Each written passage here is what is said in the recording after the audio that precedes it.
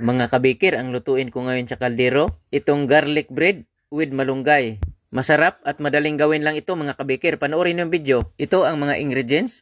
1 3/4 cup first class flour, 1 teaspoon yeast, 2 tablespoon white sugar, 1/2 teaspoon salt, isang pirasong itlog, ibatil, magtira lang ng konti para ipahid bago isalang ang tinapay, 1/2 cup evap milk.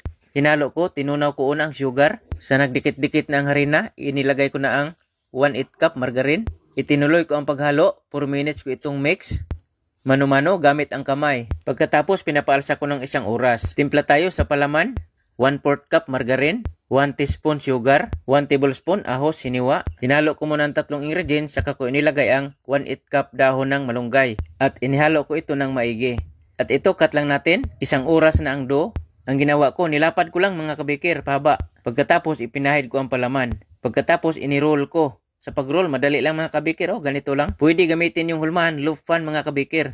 Ang hulmahan, nalagyan ng tinapay, pahiran ng margarine or shortening para hindi didikit ang tinapay mga kabikir. Pagkatapos, pinapalasa ko ng 1 oras bago ko ito niluto. Ito cut lang natin 1 oras na. Bago isa lang, ipahid natin ng itlog na tira natin kanina.